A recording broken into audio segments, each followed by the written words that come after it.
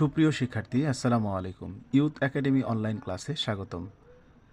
গত ক্লাসে আমরা সমাসের প্রাথমিক পর্ব নিয়ে আলোচনা করেছিলাম।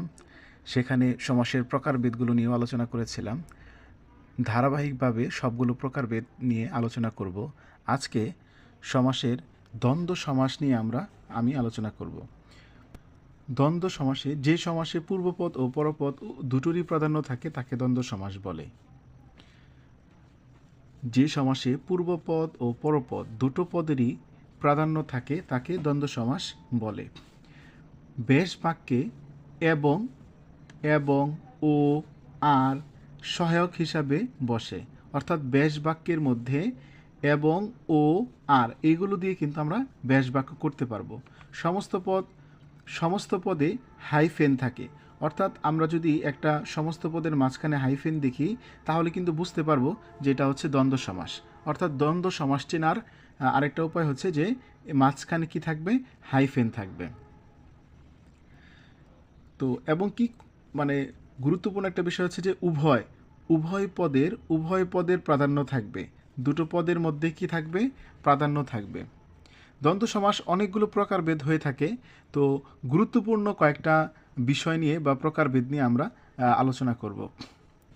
তো প্রথমে আছে মিলনার্থক দ্বন্দ্ব, অর্থাৎ পূর্বপদ এবং পরপদের মধ্যে যদি মিল বোঝায় বা কোনো সম্পর্ক থাকে, হ্যাঁ, বা একই রকম বোঝায়, তাহলে কিন্তু সেটা দ্বন্দ্ব সমাস হয়, মিলনার্থক দ্বন্দ্ব হয়।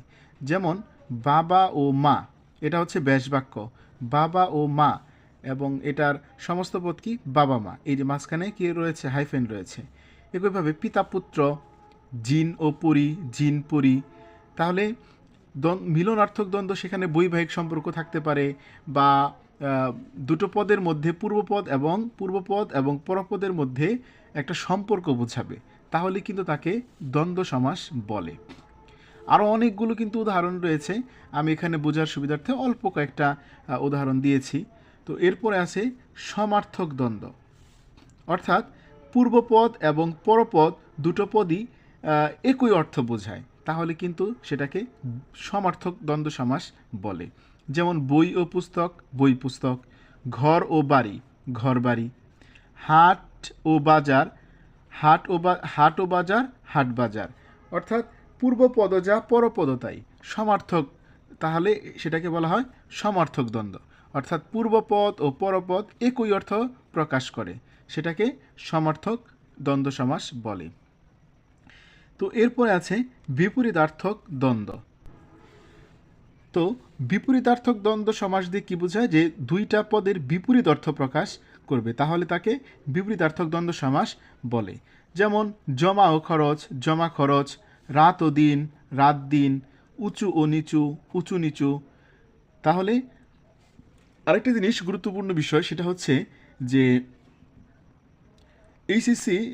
এইচএসসি বাংলা দ্বিতীয় পত্রে সমাস যে আসে সেখানে কিন্তু ব্যাস বাক্যটাই দেওয়া থাকবে, সমস্ত পদটা দেওয়া থাকবে, ব্যাস বাক্য কিন্তু নির্ণয় করতে হবে, সেখানে ব্যাস বাক্য নির্ণয় করতে হবে। তো বলবে যে ব্যাস বাক্য সহ সমাস নির্ণয় করো, অর্থাৎ যদি এটা দেওয়া থাকে তাহলে এই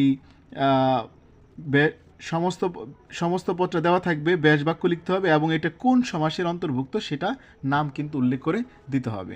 এরপরে কি আছে, এরপরে আছে রাত ও দিন, রাত দিন, উঁচু ও নিচু, উঁচু নিচু। তো এরপরে আছে সংখ্যাবাচক দ্বন্দ্ব সমাস, অর্থাৎ পূর্বপদ এবং পরপদের মধ্যে সংখ্যা বোঝাবে, তাহলে সেটা হচ্ছে এবং সংখ্যাবাচক দ্বন্দ্ব প্রকাশ করবে।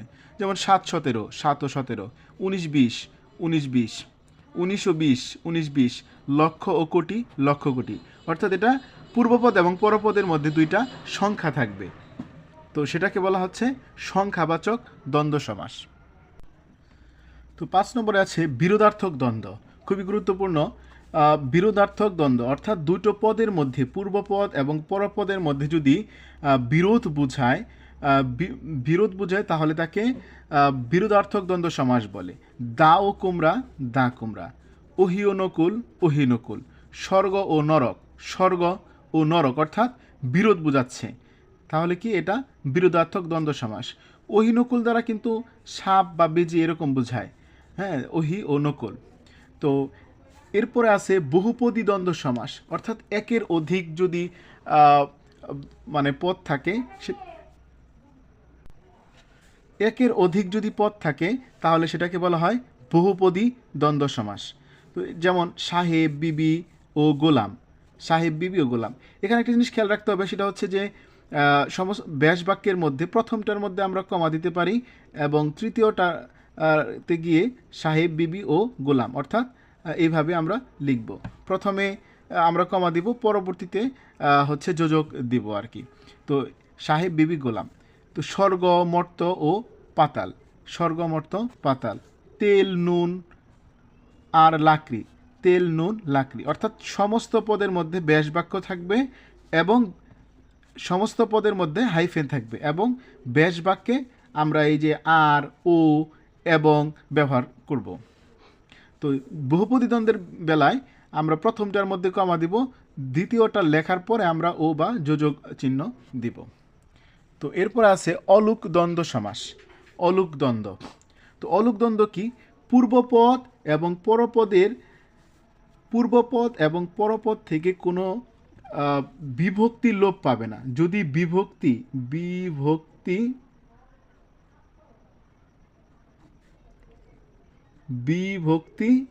বিভক্তি লোপ পাবে না, অর্থাৎ পূর্বপদ ও পরপদের মধ্যে বিভক্তি লোপ পাবে না ও উভয় পদের প্রাধান্য পায়, তাহলে তাকে অলুক দ্বন্দ্ব সমাস বলে। যেমন দুধে ও ভাতে, দুধে ভাতে। হাতে ও কলমে, হাতে কলমে।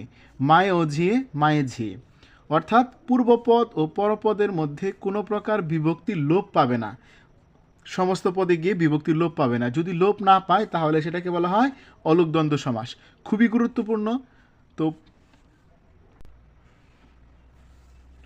তো সর্বশেষ নিয়েছি একশেষ দ্বন্দ্ব সমাস। এটি আরেকটি গুরুত্বপূর্ণ একটি সমাস দ্বন্দ্ব সমাসের প্রকারভেদের মধ্যে। এটা আমি লিখে দিয়েছি, যে দ্বন্দ্ব সমাসে সমস্যমান পদগুলোর মধ্যে একটিমাত্র পদ থাকে, একটিমাত্র, যে দ্বন্দ্ব সমাসের সমস্যমান পদগুলোর মধ্যে একটিমাত্র পদ থাকে এবং সেই পদের মাধ্যমে অন্য পদগুলোর অর্থ প্রকাশ পায়, তাকে একশেষ দ্বন্দ্ব বলে। অর্থাৎ এখানে যেমন সে, তুমি ও আমি, এই তিনটা পদের মধ্যে একটিমাত্র পদ কিন্তু হয়েছে এবং সেই পদ দ্বারা, এই আমরা দ্বারা, সেই আমরার মধ্যে সে আছে, তুমি আছে এবং আমি আছে, অর্থাৎ প্রত্যেকটি পদের কিন্তু অর্থ প্রাধান্য পাচ্ছে। তাহলে যেই দ্বন্দ্ব সমাসে এই সমস্যমান পদগুলোর মধ্যে একটিমাত্র পদ হয় এবং ওই একটিমাত্র পদ দ্বারা প্রত্যেকটি পদের অর্থের প্রাধান্য পায়, তাকে একশেষ দ্বন্দ্ব সমাস বলে। জায়া ও পতি, দম্পতি। সে ও তুমি, তোমরা। তো এই ছিল আজকে সমাসের দ্বিতীয় পর্ব। পরবর্তীতে সমাসের অন্যান্য প্রকারভেদগুলো নিয়ে আলোচনা করা হবে। ধন্যবাদ সবাইকে। আসসালামু আলাইকুম।